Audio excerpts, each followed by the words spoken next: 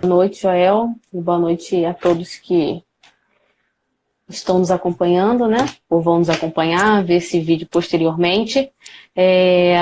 Estamos retornando, tivemos uma folguinha aí de uma semana para recompor as energias e estamos de volta com as lives, trazendo assuntos referentes à gestão da qualidade, assuntos técnicos que são do interesse de quem atua na área da metrologia, na área de gestão, na área da qualidade. E hoje nós vamos abordar um assunto bem interessante que é o erro de medição. Eu respondo pelo Type, e Caio, pode falar? Meu nome é Caio Andrade, já está acostumado aí, a gente é da engenharia exata e hoje a gente vai falar sobre erro de medição, assunto bem importante. Isso aí, podemos começar? Pode. Então, Caio,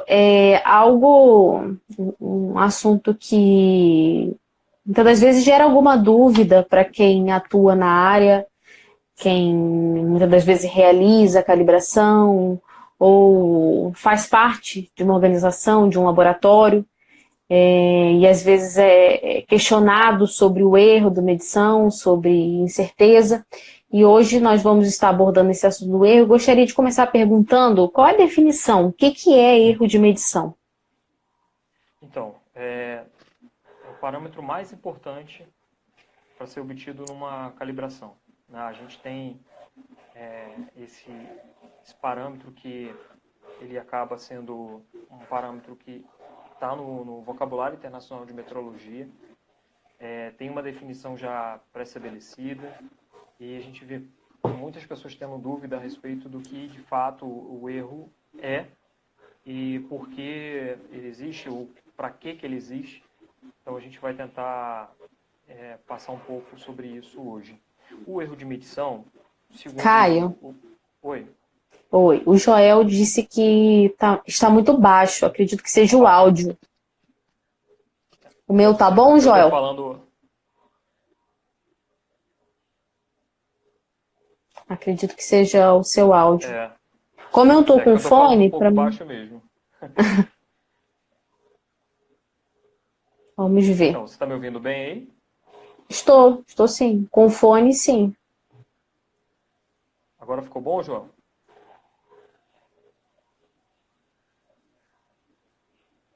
Bom, beleza. Eu vou continuar aqui. Bom, aí se tiver alguma coisa, pode falar, pode passar aí, João. Então, como a gente já explicou em outras lives, o erro é originado a respeito da comparação entre um padrão e um medidor sobre calibração. O que a gente já falou, essa diferença entre o medidor sobre calibração e um padrão é o erro. Então, o erro de medição segundo o VIN, a gente tem que ter ele como base, é simplesmente o seguinte: a diferença entre o valor medido de uma grandeza e o valor de uma referência. Então, fica bem simples, né? A gente poderia encerrar a live, tá ótimo, beleza, vamos para casa. Esse é o erro de medição, mas não é somente isso. A gente sabe que, pelo que o VIN fala a respeito de erro de medição, o erro de medição ele é composto por dois outros componentes, que a gente pode chamar de erro aleatório e erro sistemático. O erro aleatório é um erro imprevisível. Você não tem como saber quando, se ele vai ocorrer. Certamente vai acontecer, mas você não sabe a magnitude dele. Às vezes você consegue até calcular, mas você não consegue controlar ou retirar esse erro da jogada, fazer uma compensação nesse erro. Ele existe e ele é, como o próprio nome diz, tem um caráter aleatório. O erro sistemático, por sua vez, já é um erro que nós conseguimos estimar, saber qual o valor desse erro exatamente e podemos atuar em cima dele. Então, é um erro que a gente consegue corrigir. A gente vai explicar mais para frente o que é o conceito de correção, como a gente pode corrigir, mas o fato é o seguinte: o erro sistemático e o erro aleatório, eles juntos, são o erro de medição. Lembra que a gente comentou lá acho que na live de incertezas de medição, que toda medição, toda, ela tem uma incerteza associada? Então é justamente isso. Não adianta a gente querer aumentar a precisão da nossa medição, fazer um método mais preciso, com menos variações de processo. Sempre, em algum momento, a gente vai chegar e vai ter uma incerteza associada, ou a gente vai ter o erro aleatório associado àquela medição. O erro é a mesma coisa. O erro sistemático a gente vai compensar, mas o erro aleatório a gente vai ainda ter ele ali presente. E, para exemplificar mais ou menos o que a gente está falando, eu trouxe o seguinte. Eu pedi para usinar lá uma peça, esse daqui é um anel. Né? Na verdade, ele não tem essa função, mas vai servir, por exemplo. Vamos supor que esse anel aqui ele tem um dimensional conhecido, um dimensional padrão. Esse diâmetro interno aqui ele tem 25,1 milímetros. 25,1. Tá? Eu preciso que este cilindro encaixe dentro desse diâmetro. Então, o que eu fiz? Eu fui pedir para a engenharia, eles fizeram o desenho, e aí o torno foi lá e fez esse cilindro nesse mesmo diâmetro. O diâmetro externo desse cilindro é 25,1. Isso realmente eu medi. Tá? 25,1 mesmo, os dois. Bom, se é 25,1 o cilindro e se é 25,1 o diâmetro interno, teoricamente os dois têm que encaixar perfeitamente. Você posicionar os dois certinho aqui. E não vai ter folga nenhuma. Teoricamente, sim. Por quê?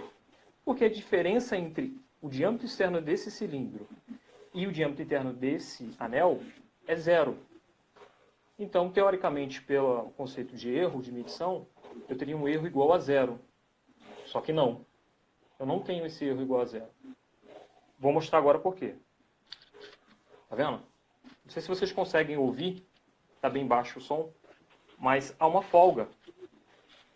Tá vendo? Tem uma folga entre o cilindro e o anel. O que isso representa, Caio? Eu sei que tem muita gente que trabalha com usinagem, trabalha com mecânica de precisão, e vai achar esse exemplo meio tosco, né, bobo. Mas é para justamente mostrar que existe uma parcela do erro que se chama erro aleatório. E essa folga é o erro aleatório. Porque em nenhum momento do meu projeto eu quis essa folga. Em nenhum momento do projeto, ou da medição, perdão, eu identifiquei que os valores estavam diferentes.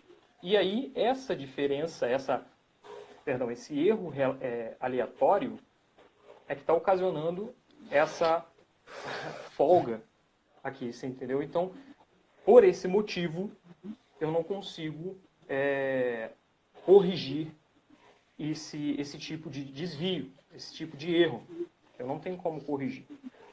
Caio, tem sim. Eu posso usar um instrumento melhor e botar ao invés de um torno, uma CNC, fazer um projeto melhor. Ótimo, pode. Mas eu tenho certeza que o erro aleatório vai continuar. Você vai diminuir essa diferença do erro sistemático que você não conseguiu por conta de método. Você melhorou o seu processo de medição, mas ainda assim vai haver uma folga.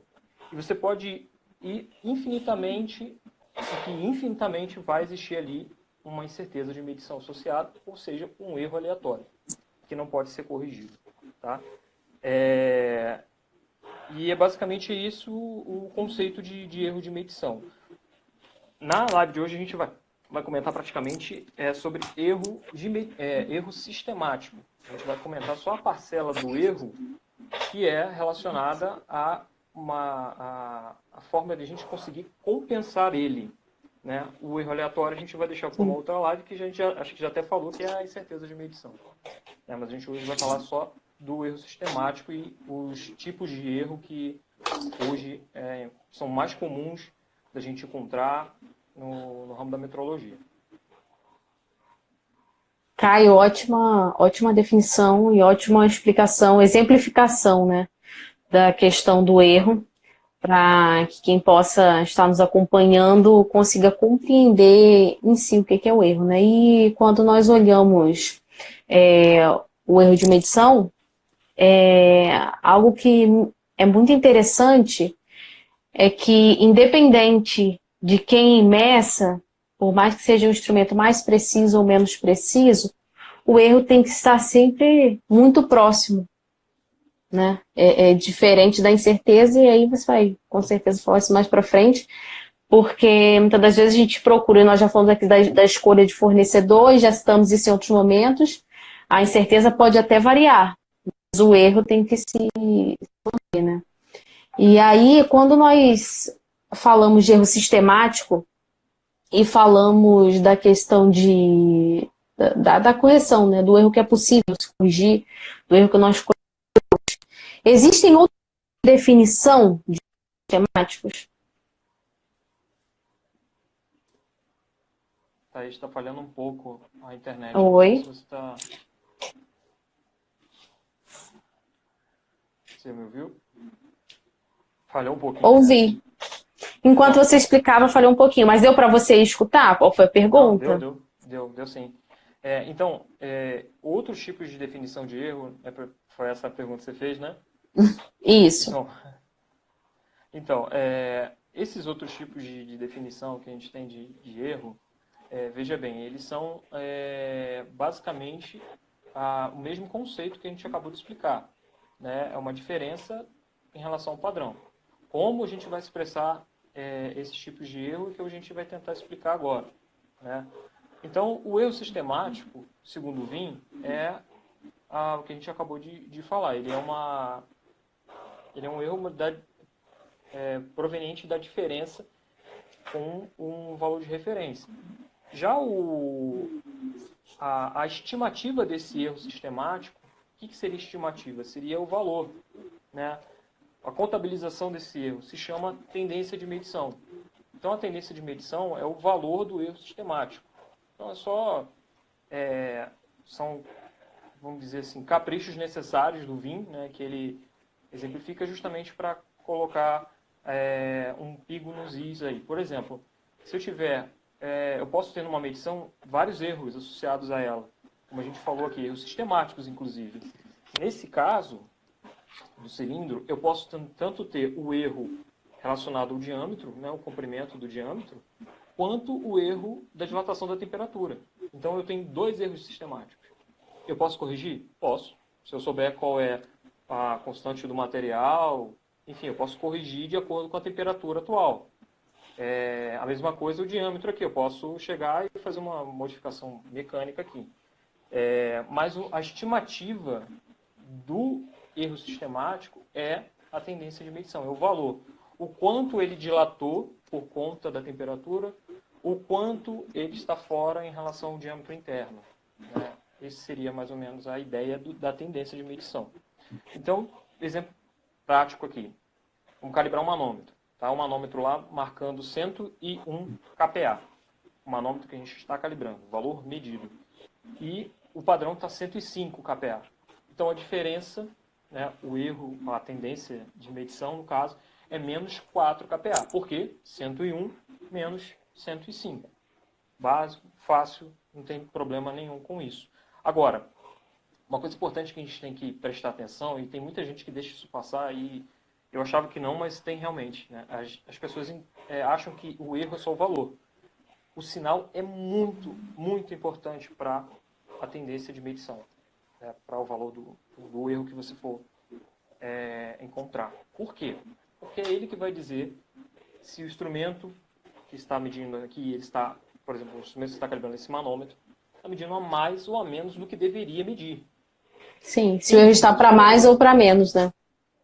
Exatamente. Se o erro está para mais, né, o manômetro que nós estamos calibrando, ele tem um erro positivo. Sim. Certo? Se for o contrário, que é no caso do exemplo aqui, ele está com menos 4 kPa, então ele está medindo menos que o padrão. Certo? Bom, aí...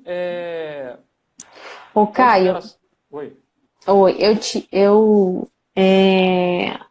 nesse exemplo que você falou sobre a correção, sobre o sinal do erro, né? Eu já passei por alguns laboratórios onde eu observei que o erro fiducial é colocado em valor absoluto. Isso também mascara, acaba mascarando. Vai ser falado um pouco do erro fiducial mais para frente, mas acaba mascarando em si o erro máximo, né? Que é a ideia, o conceito da informação que está sendo dada, e aí, sendo colocado em valor absoluto, você tem um erro de medição, onde, ao ver aquele percentual dentro da faixa de medição, você não vai conseguir identificar se o instrumento errou para mais ou para menos, né? Pô, e é muito importante isso aí, é quase uma blasfêmia fazer isso, né? Porque o que o cliente final vai fazer com um erro fiducial, aí já é problema dele, mas assim, é a responsabilidade do laboratório informar qual é o sinal correto, né? E aí se o cliente quiser usar esse erro em absoluto, aí sim, aí é outra história. Aí o cliente vai lá, pega, que geralmente, né, eles pegam esse erro fiducial do certificado e transformam ele, usam ele como parâmetro para comparar com um critério, um erro máximo admissível, que é o que a gente vai explicar Sim. daqui a pouco. E geralmente esses valores são absolutos, né? Um maior que o outro, a comparação é essa. O valor do erro fiducial tem que ser menor que o erro máximo admissível. Isso. E é justamente o do erro fiducial que a gente vai falar agora. O erro fiducial é a razão, né, do erro sobre uma amplitude de indicação de medição, ou seja, a faixa de medição do instrumento. Então, essa razão geralmente se expressa em percentual, né? Quando eu falo razão, é a divisão entre o valor da tendência de medição, né, sobre a amplitude, né, de medição ou a faixa de medição. O pessoal costuma usar fundo de escala. Não é muito legal usar fundo de escala porque não necessariamente o fundo de escala representa a amplitude de medição real ali do instrumento que está sendo utilizado. Às vezes a amplitude de medição de um manômetro é de 20% a 80% e eu não sei se é assim, desconheço se alguém faz isso, mas vamos supor que haja, né? A amplitude de medição vai constando no certificado, qual a amplitude calibrada, né?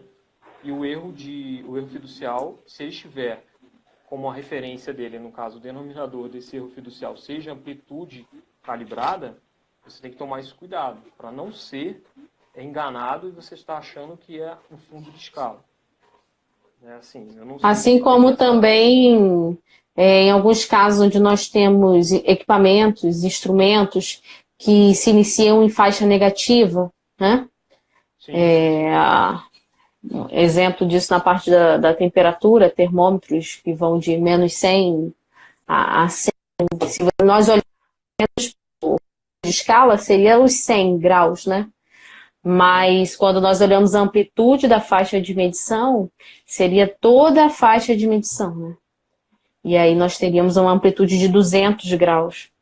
Correto, correto. E tem que ter muito cuidado com isso aí, né? Para a pessoa não multiplicar ali e fazer uma conta errada. Então, Isso. erro fiducial é basicamente isso. Por exemplo, olha só. Eu botei aqui um exemplo de como o erro fiducial é importante. Vamos supor que eu tenho dois manômetros, né? Um manômetro, de acordo com a 14105, né? Traço 14105. Um para traço 1, analógico, dois digital. isso, A1. Ela diz lá qual é o diâmetro que cada manômetro tem que ter de acordo com uma determinada classe. Vamos supor que a Sim. gente, para a mesma faixa de pressão, a gente tenha um manômetro com um diâmetro de 100 milímetros e outro diâmetro de 80 milímetros. Mas os dois têm a mesma faixa.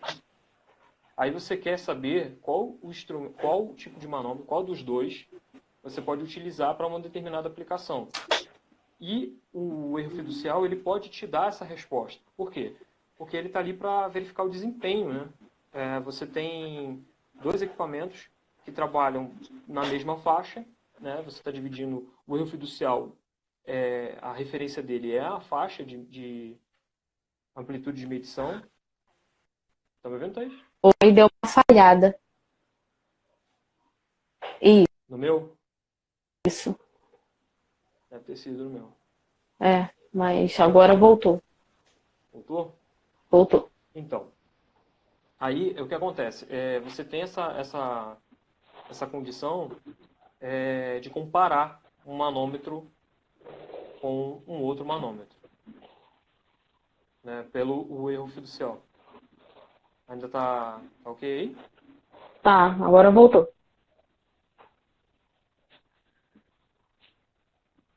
Vou usar uma...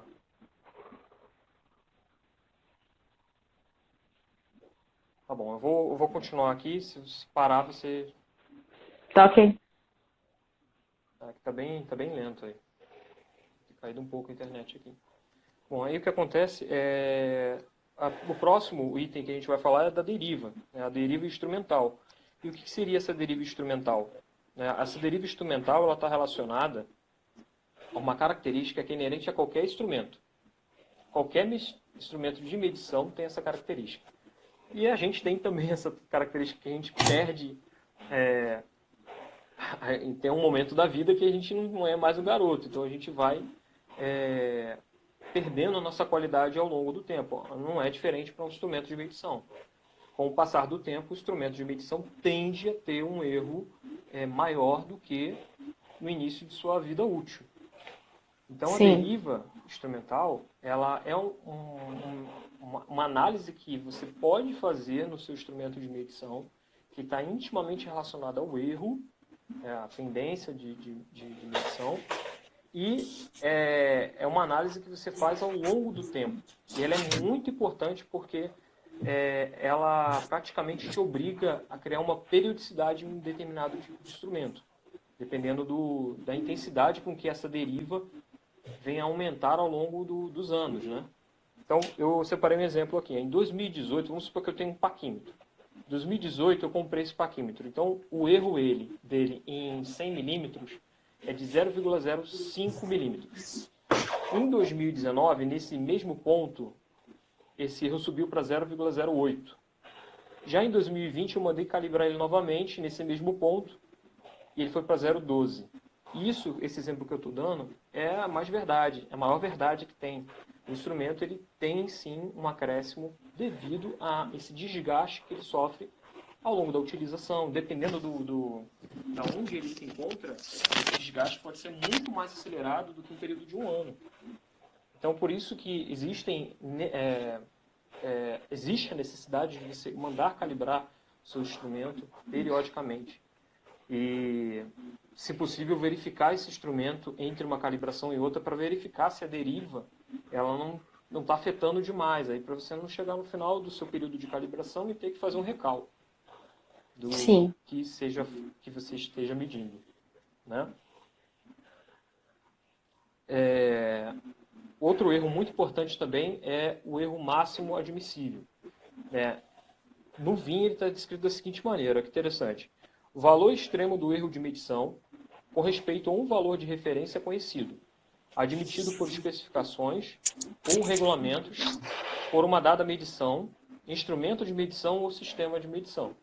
Ou seja, ele é o máximo que o instrumento pode alcançar. E quem define esse erro máximo admissível? Você analisando o seu processo, analisando se você não atende nenhuma regulamentação, uma instrução normativa, seu procedimento de calibração, enfim. É você, cliente, que define. Então é importante que o erro máximo admissível seja definido por você e você conheça que ele realmente existe. Esse erro máximo, geralmente, vou dar um exemplo aqui da norma que a gente acabou de falar, que é a 14105-1. Nela existem especificações a respeito de manômetros. E uma dessas especificações... Cai. Oi, voltou. Eu acabei... Voltou. E uma dessas especificações está relacionada à classe de exatidão de cada manômetro. Então, você tem uma classe de exatidão A1, A2, A3, A4. A A1 é de 1%, por exemplo. Então, você pode utilizar essa classe de exatidão como seu erro máximo admissível. Então, o instrumento que você tem na sua mão, se ele atender a classe de exatidão A1, ele tem que ter, por obrigação, um erro menor do que 1%. Um erro que eu falo, um erro de medição. E aí Sim. A gente vai entrar naquela questão de, mas erro de medição é o erro aleatório, mas o erro sistemático. Sim, é. Por isso que a gente está falando de erro de medição. Então, E vale a pena dizer, Caio, tá me ouvindo? Oi. Quando nós falamos da questão do erro máximo admissível, quem possui um instrumento de medição tem que conhecer desse instrumento. Por quê? Você pode definir o erro máximo admissível para um processo, para uma checagem intermediária, ou para algum processo interno que você vai realizar, para um critério de aceitação, com base na sua utilização, é claro. Mas a sua utilização deve estar pautada no manual daquele instrumento, ou em alguma norma, ou em alguma classe que ele possua. Porque, vamos dizer, um manômetro que tem aí o máximo admissível normativo de construção de 1%, se a pessoa quiser colocar em uma utilização onde há necessidade de um erro admissível máximo de 0,5%, você nunca vai conseguir. Então, quando a gente fala de conhecer o equipamento, conhecer o que está se utilizando, é muito importante para isso, porque, vamos lá, eu quero uma medição de temperatura, eu tenho o PT100 e tenho o Thermopar. Os dois podem medir a temperatura? Podem, mas um tem um erro maior que o outro. O erro do Thermopar sempre vai tender a ser maior do que a uma termorresistência, por questões construtivas. E aí, quando nós olhamos a questão já falamos isso em outras lives, mas como eu defino meu erro máximo admissível? Mas como eu defino o meu critério? Primeira coisa, você tem que dar uma olhada nos manuais ou dar uma olhada nas normas que tem em mãos, para também não escolher algo onde você vai reprovar um equipamento.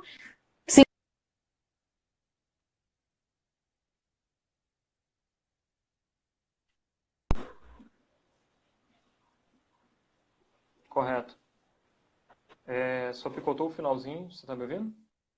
Oi, estou ouvindo. Eu falei que vale a pena ressaltar essa questão da escolha do erro máximo admissível em algumas situações, porque ela tem que estar pautada nas características com o instrumento que se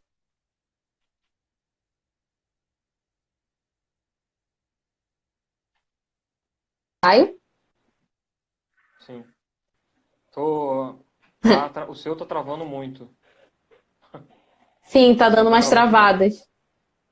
Então, bom, vamos falar então de esterese, que é o último desses erros mais conhecidos que a gente tem e certamente não menos importante, né? Ele é muito utilizado para equipamentos que têm uma característica elástica ou têm uma característica que sejam forçados a trabalhar em regime de elasticidade. Ele tem uma condição de trabalhar sobre uma determinada força e depois ele tem que voltar para o ponto original.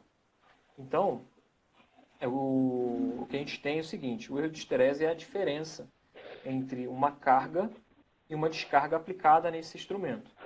Vamos dar um exemplo aqui simples do que seria o erro de esterese, né? Vamos supor que eu estou calibrando ainda aquele manômetro no ponto de 100 kPa. Então, eu tenho um sistema que consegue gerar o erro, consegue gerar a pressão, de 100 kPa e eu coloco esse manômetro. Coloquei esse manômetro lá, começo a inserir pressão. A partir do momento que eu vou inserindo pressão, eu chego no ponto de 100 kPa. E aí eu olho, né, qual a pressão equivalente nesse instrumento que está sendo medido. Eu estou realizando a medição.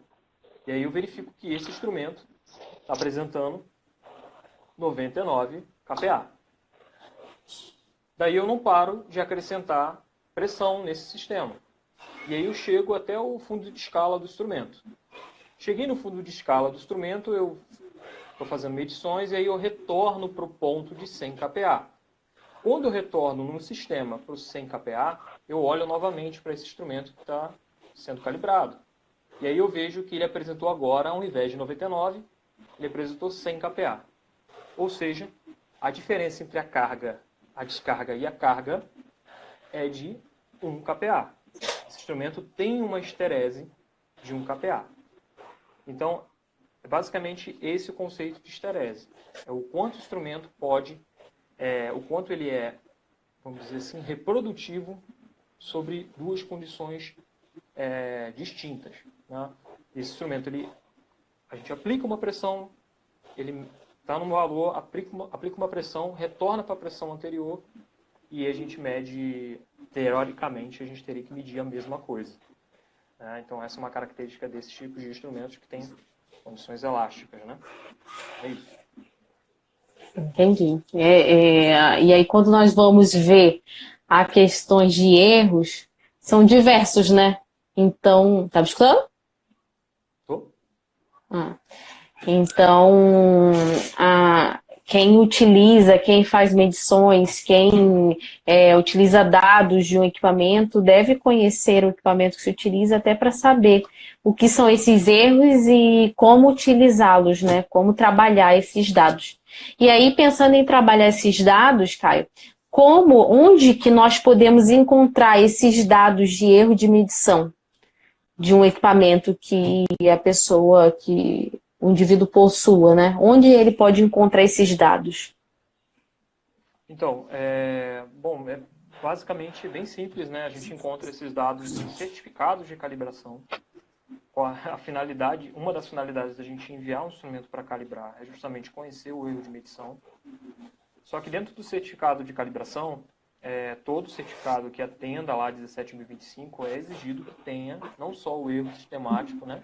A estimativa do erro sistemático, mas o erro aleatório também, que é o que a gente está falando da incerteza. E eles têm que estar lá declarados no certificado. Um sem o outro não existe, então você não mandou o seu instrumento calibrar. Ele veio faltando informação. Tá? É difícil acontecer hoje porque está muito difundida a cultura metrológica, né? Os laboratórios se preocupam bastante com isso, porque os clientes cada vez mais são mais exigentes nesses assuntos, né? Não, Mas, né? assim, Não é tão difícil encontrar ainda não, Caio. Ainda pô, existem situações de você ir, assim, como trabalhando com consultoria, na questão de você ir fazer uma visita ao laboratório e laboratório que já funciona, né, que já roda, não é um projeto de laboratório, algo que é para o futuro, mas laboratórios que já rodam. E quando você vai avaliar o que eles entregam para o cliente, não existe incerteza de medição. Não se sabe o que é uma incerteza de medição. Ainda é uma realidade. E isso eu preciso deixar bem pontuado aqui o seguinte. A gente não está dizendo que toda a medição, que todo o erro de medição, ele necessariamente tenha que ter o erro e incerteza. Lógico que tem que ter. Porém, a gente está explicando certo. Porém, existem alguns casos em que você pode analisar separadamente, né, o erro e separadamente a incerteza, ou pelo processo que você tem em sua mão, você pode julgar que é desnecessário olhar a incerteza por às vezes ela ser muito pequena. Tem casos em que você às vezes manda calibrar um paquímetro e o paquímetro tem uma incerteza muito baixa frente à utilização dele, que às vezes é para medir uma peça pré-usinada ou qualquer outro instrumento. A gente não tem agora aqui na cabeça quais seriam esses casos, mas o momento é o seguinte: a gente sempre fala que a gente está trabalhando com conceito versus a realidade. Então, a gente não está com uma receita de bolo para dar para o pessoal. A gente sabe que nesse mundo da metrologia as coisas mudam, as coisas são inovadas, a gente tem modificações de tecnologia a todo momento. A gente tem novas considerações de fonte de incerteza. Então, a gente está trabalhando sempre voltado para melhorar o nosso serviço. Então, o que resta a nós que estamos trabalhando na metrologia é se agarrar aos conceitos. Então, se eu sei que o instrumento meu tem o erro dele de medição, tem uma parcela relacionada, como eu expliquei aqui no exemplo do cilindro, relacionada a fatores aleatórios, e esses fatores aleatórios para o meu processo não dizem muita coisa, então para que eu tenho que me preocupar com a incerteza naquele caso em específico? Né? E por aí a gente vai. O Joel perguntou que o fabricante informa uma faixa de erro que o equipamento pode ter, informa, o Joel.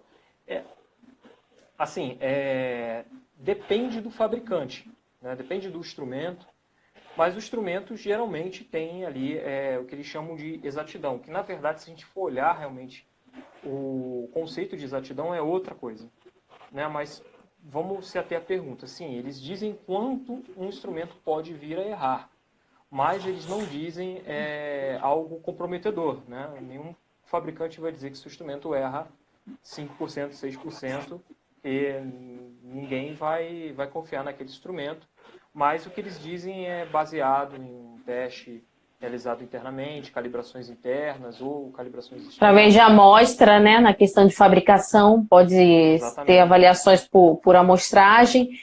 E todo equipamento que você compre, que se compre, vem com um manual, e esse manual ele traz as informações, as características, né? Vale até a pena ressaltar que alguns equipamentos aqui, principalmente na área de elétrica, possuem erros que se alteram ao longo do tempo, e devido a estudos que são feitos, o próprio manual já traz, assim, se você está utilizando o instrumento dentro de 30 dias, você tem um erro em até um ano, você tem um erro, a partir de um ano você tem que considerar outro erro como máximo admissível. É uma área onde o erro tem uma tendência linear de aumento, e normalmente eles fornecem essas características até por tempos determinados. Exatamente, exatamente isso aí. E volto a dizer, o fabricante pode dizer mil maravilhas do equipamento. Ele pode dizer, eu já ouvi fabricantes chineses dizer que o equipamento dele não precisa calibrar, calibrou uma vez e acabou. Não foge disso. Você tem que conhecer o erro do seu instrumento, por mais que original ou novo, saiu de fábrica agora, zero quilômetro, a calibração é Isso. necessária, a determinação do erro de medição, que é o que a gente está falando hoje, é extremamente necessária, por N motivos que a gente já explicou até em outras lives aqui. Mas vai fundo, tem sim, procura, porque é uma fonte de informação interessante. Você saber realmente quanto que o seu instrumento, quanto que o instrumento que o cliente está vendendo, o fornecedor está vendendo, erra. E Também falar, Caio. Caio? Oi. pode falar. Oi. Quando nós estamos falando de equipamentos que tem uma base normativa, como é o caso de manômetro, e você vai comprar um instrumento por classe, né? Você sabe pela norma, por mais que ele venha, da classe tal, o manual vai estar com erro, com base na classe, você tem a norma de apoio, então ele tem que respeitar. As questões construtivas dele tem que respeitar aquela norma. Quando não se tem uma norma como base, ou uma portaria, ou qualquer outro documento oficial, o recurso é o manual de fabricação. Exatamente.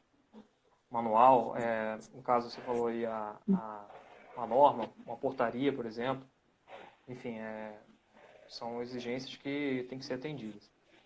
A outra maneira de você determinar o erro, onde você pode encontrar o erro de medição, é em checagens intermediárias, quando você é um laboratório que presta serviço de calibração, você é obrigado, no caso um acreditado, né? Você meio que tem a obrigação de checar os seus padrões por uma periodicidade de tempo. E essa checagem nem sempre, às vezes, ela é intermediária a uma calibração rotineira, se o padrão tem. Né? Então, Sim. nessa checagem, você encontra o erro desde que você compare com o padrão. Você tome cuidado com todas as condições de medição, né? E tenha ali o cálculo da incerteza associada também, que é um componente do erro. E por último, as calibrações que você realiza internamente. Para o seu... Caio, vale a pena só citar aqui, que você falou sobre checagem intermediária, que para quem utiliza a 17125, era o termo anteriormente utilizado, verificação intermediária, né? Isso. E passou a ser adotado o termo checagem intermediária. O conceito em si não modificou, a forma de se realizar não modificou, o que houve mudança foi no termo mesmo. Isso aí, acho que foi até por conta do VIN mesmo, né? O VIN, acho que tem verificação, eu não me lembro agora, mas acho que verificação eles diz alguma coisa a respeito, é diferente. Bom, e nessa pergunta são essas as três maneiras que a gente pode encontrar o erro de medição. Sim. E aí, quando nós conseguimos identificar o erro, como a pergunta feita pelo Joel, né, se o fabricante tem que fornecer. Vamos dizer que ele tem um equipamento e através do manual, do datasheet, do que ele tem em mãos sobre aquele equipamento, ele conseguiu encontrar o erro de medição. Com o erro em mãos, o que pode ser feito com essa informação, quando nós possuímos essa informação? Então, a gente tem que entender que o fato da gente ter encontrado o erro foi porque a gente mandou para calibrar e tudo, e nessa história, para quem não viu as cenas dos capítulos anteriores, a gente falou sobre a parte de comprovação metrológica, e na comprovação metrológica, a verificação metrológica, que é a fase do processo, você pode chamar de outro nome, mas pela ISO 10012, a verificação metrológica é a fase em que você vai analisar os resultados de uma calibração. E nessa fase você tem lá os critérios que você estipulou, e um deles pode ser o erro máximo admissível. Se você tiver o erro máximo admissível, que é o que a gente já comentou aqui, basta você comparar o erro com o erro encontrado, o erro sistemático, a tendência de medição, com esse erro máximo admissível. Se ele for menor, você vai aprovar o instrumento. Se esse erro, com essa tendência de medição, ela for maior, você vai reprovar, esse instrumento. Só que a gente tem que analisar o seguinte: a maioria das pessoas não tem um critério de aceitação pré-definido, elas não sabem que o erro máximo existe, ou sabem que existe, não tem um critério pré-definido, mas para o processo de medição dela, ela prefere corrigir os valores de erro daquele equipamento. Tá? E isso acontece muito, gente, com padrões de medição em laboratórios de calibração. A gente não pode necessariamente deixar de corrigir o nosso padrão, simplesmente colocar lá um valor de erro máximo admissível para ele e está aprovado, a gente toca o barco. Não é assim. A gente precisa, uma vez conhecido o erro de medição, corrigi-lo, né? A tendência de medição, perdão, a gente precisa corrigi-la. Então a gente precisa fazer o que eu vou explicar aqui agora, que é a definição de correção. O que seria a correção? A correção é justamente o inverso do erro. Enquanto o erro é a diferença, a correção é a compensação dessa diferença. Então, lá na Tia Teteca, quando a gente estava lá no curso técnico de metrologia da vida, o professor já falava, correção é o valor inverso do erro, é o valor inverso da tendência de medição. E é exatamente isso. E eu vou explicar por que é assim. O exemplo é o seguinte: a gente vai pegar o mesmo exemplo que a gente deu lá em cima do erro desse manômetro, que é menos 4 kPa. Então, eu preciso, nesse ponto de 100 kPa, corrigir esse manômetro para que ele deixe de ter esse erro. Né? Enquanto eu não corrigir essa medida, eu vou ter a diferença. O manômetro que eu mandei calibrar vai estar com 101, que a gente falou, né? E o valor ideal, o valor real, né? O valor de referência, perdão, vai estar com 105. Ele vai ter esse delta ali. Então, o que eu quero? Eu quero que o meu instrumento manômetro que eu mandei calibrar, meça a mesma coisa que o padrão, que é o correto. Então, eu vou pegar esses menos 4 e simplesmente trocar o sinal. A gente não está com uma lousa aqui para explicar, para fazer conta, então por isso que eu estou falando de maneira bem simples. Mas é simplesmente isso. Quando eu trocar o sinal da tendência, do erro, eu simplesmente vou somar essa correção ao valor indicado pelo instrumento. Então, se ele está marcando 101 e a correção dele é 101 kPa, e a correção dele é 4 kPa, eu vou ter o valor corrigido de 105 kPa. Que é exatamente o valor de 105 kPa encontrado no padrão no momento da calibração. Pronto. Eu tenho aí o valor medido pelo meu instrumento corrigido. É assim que a gente realiza a correção, né? Isso é uma correção bem simples. Só que aí tem um ponto negativo nessa história, porque imagina você fazer isso para toda vez que você for realizar uma medição. Com uma medição pontual, beleza, né? Você cria uma sistemática de como esse erro vai ser, como essa correção vai ser interpretada pelo usuário, e aí você vai lá e coloca a informação e ele, toda vez que tiver que medir com aquele instrumento, ele vai ter que compensar o erro. Só que não tem como. Então, uma das maneiras que a gente encontra hoje é, primeira, voltando ao tópico anterior que a gente falou, criar um limite de erro máximo admissível que não interfira no seu processo. Porque o instrumento pode errar dentro de um determinado limite, desde que ele não ultrapasse esse limite, e você não vai precisar corrigi-lo. Mas ele está dentro de um limite, ele está controlado.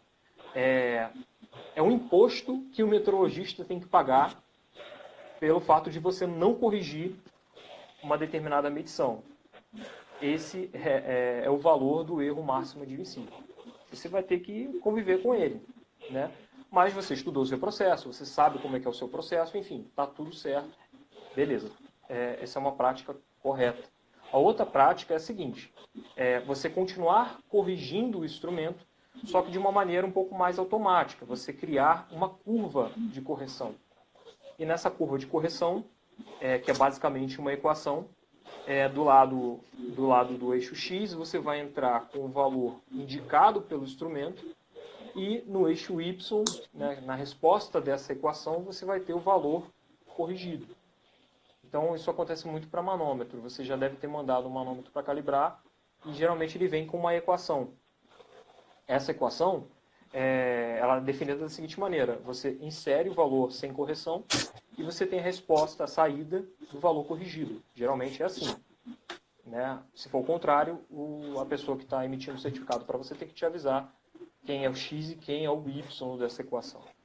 Essa equação geralmente é uma equação linear, uma equação de primeiro grau. Linear não. Mas que não é uma... Pode falar. Não, é uma equação de primeiro grau.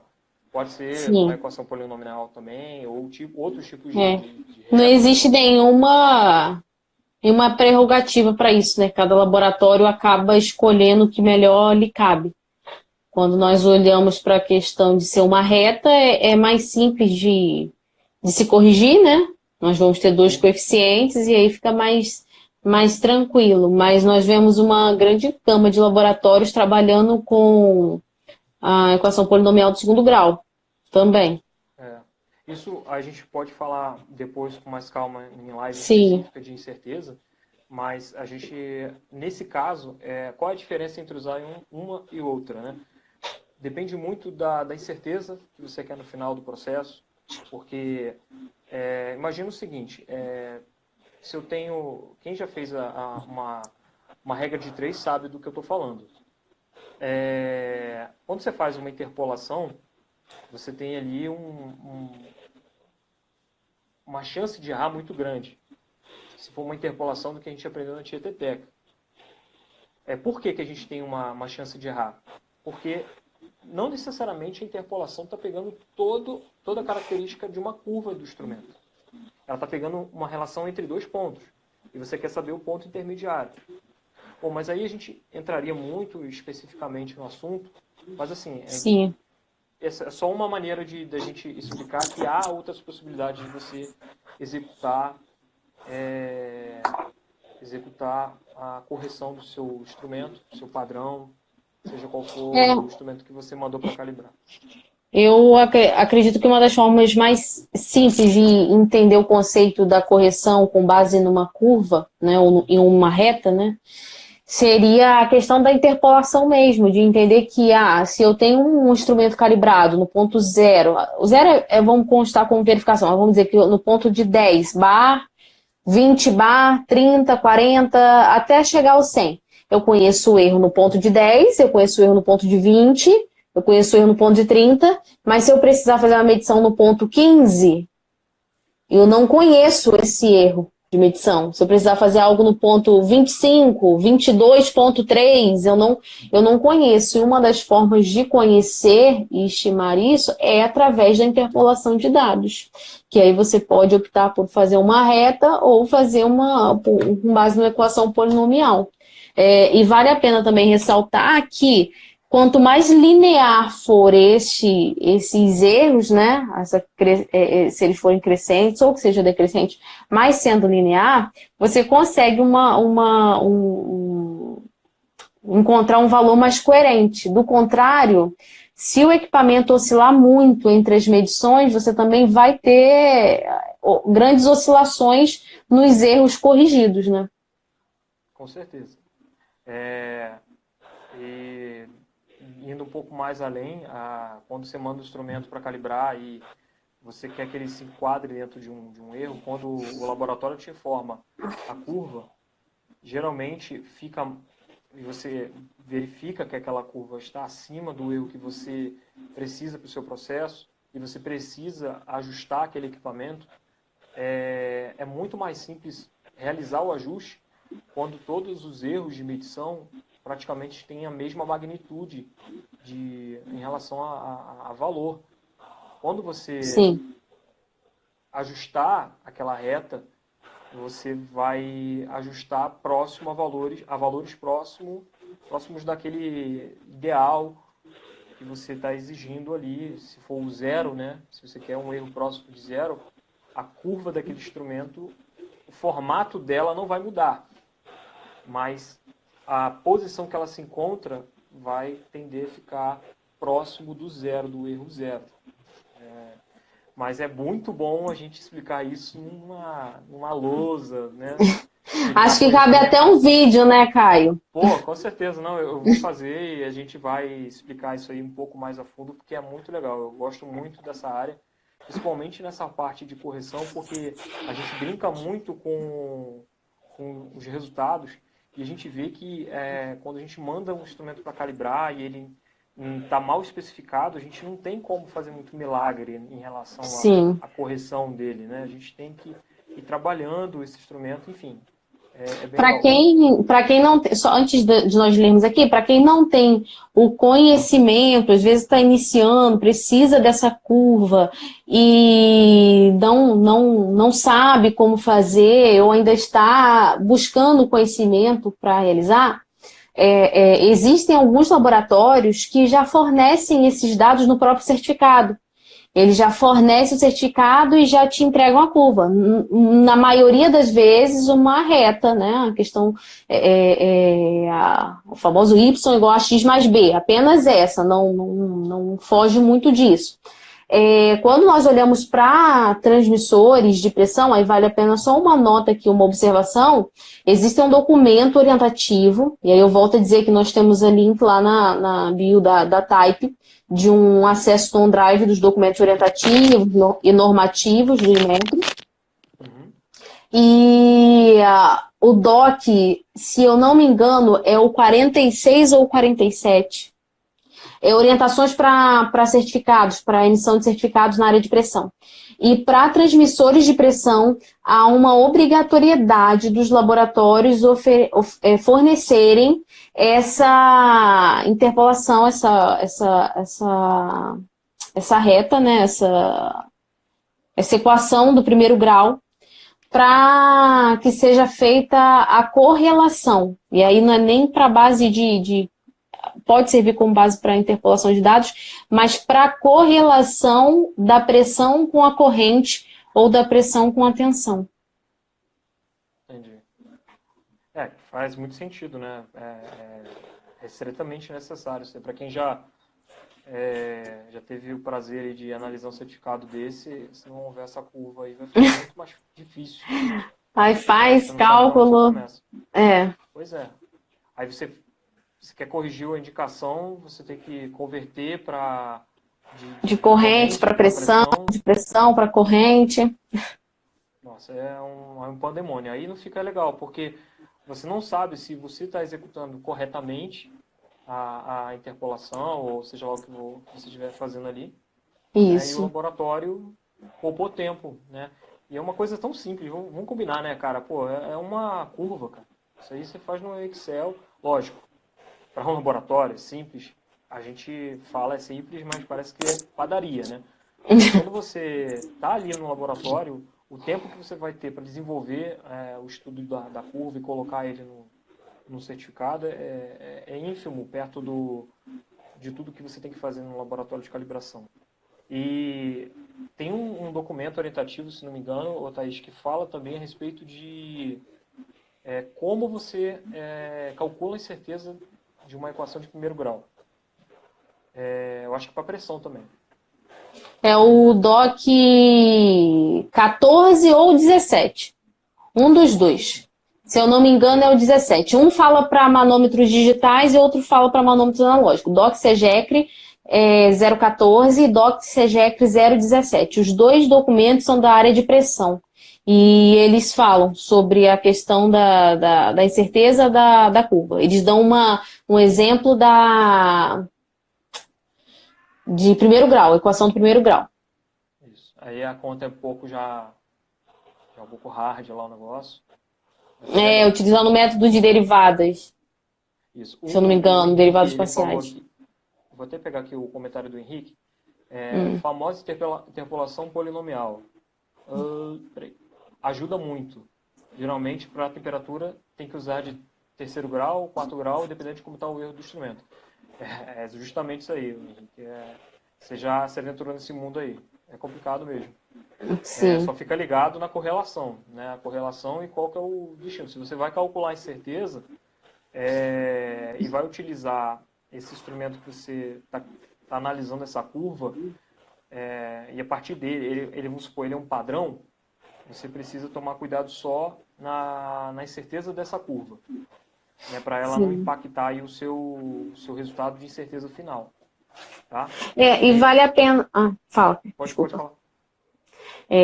Existem laboratórios, eu tenho um laboratório em específico, não citando nomes aqui, que trabalha com a comparação de curvas. É algo muito interessante. Eles fazem curvas até o sexto grau para todos os equipamentos e compara pelo coeficiente de correlação qual que seria mais ideal para aquele equipamento. Então é um trabalho, mas para quem quer se aventurar nessa área também é algo bem, bem interessante, né? E na área da temperatura ainda tem uma prerrogativa aí de que é uma correlação, é uma questão de você fazer uma interpolação e de trabalhar muitas das vezes em resistência, em milivoltagem, e ter que associar as correlações, as interpolações, às conversões de temperatura, né? Também se ater na conversão, quando a gente está trabalhando em resistência, em milivoltagem. Existem tipos de termopares que têm até 8 ou 9 coeficientes para correção, para fazer a conversão de milivoltagem para temperatura. Então, ao fazer esses cálculos na área de temperatura, deve-se ter uma atenção maior, sim, com certeza. Lógico. E o que o Henrique, o que ele havia falado, é sobre o uso do resíduo, da curva como fonte de incerteza. Essa é o que a grande gama de laboratórios utiliza o resíduo, a variação residual, como fonte de incerteza mesmo. Isso. Ele escreveu isso? Foi isso que ele tinha, Não vi. que ele tinha colocado a utilização. Aí, Então, existem umas metodologias bem fáceis da questão do encontrar com Excel, a variação residual. Ótimo. O que nós estávamos falando é da componente de incerteza dessa variação residual calculada, né? Que aí tem que ter um pouquinho de braço para calcular, né? Que é o que nós falamos da questão do DOC SEGECRE, que ele traz a metodologia de cálculo. E assim, o certo mesmo, estava até conversando isso com outro colega que entende muito também de certeza. A gente estava falando, olha, se tem um DOC para o de primeiro grau, tinha que ter o DOC para o de segundo, de terceiro, mas você imagina, pela quantidade de componentes que você tem que calcular, incerteza, só o de primeiro grau, imagina o de segundo. Isso traria o quê? Traria, lógico, uma certeza menor. Como que acontece se você for olhar, comparar a incerteza que você calcula por esse DOC para primeiro grau e a incerteza que você calcula pelos métodos de regressão, comparando o que você encontra na equação contra o real, o que você calcula pelo Excel, ele tende a ter uma incerteza um pouco maior, né? Esse método, o método, se não me engano, dos mínimos quadrados aí, que envolve a incerteza de medição, ela vai ser um pouco menor a incerteza. Mas aí a gente está falando de incerteza, assim, uma diferença de certeza muito baixa. Sim. Então, a gente assume, como sempre na incerteza, tudo, a gente assume o risco, e a gente assume o risco de que em incertezas em graus polinomiais maiores que 1, a gente faz pelo resíduo de regressão, que é o que a gente consegue ter mais facilidade para trabalhar, e aí a gente tem uma certeza um pouco maior, mas fazer o quê? Dependendo do que a gente precisa, não é tão crítico. É isso. Eu acho que é isso. A gente pode... Você tem mais alguma coisa para falar? Não, basicamente isso. Isso tudo que nós falamos. Queria agradecer a todo mundo que pôde ficar aí na live até agora. Já são 9 e alguma coisa. Esse ano vai ser um ano muito bom para a gente, se Deus quiser. E a gente vai ter mais lives aí e vai trazer bastante conteúdo bem próximo a isso que a gente falou hoje. E é isso. Muito obrigado por ter ficado até agora com a gente aqui. Muito obrigada, pessoal. Continue nos acompanhando no ano de 2020. Continuaremos tratando diversos assuntos e caso tenham sugestões, voltamos a dizer. Entre em contato com a Type ou com a Engenharia Exata pelo direct e mande sua sugestão que assim que der nós vamos abordar o assunto.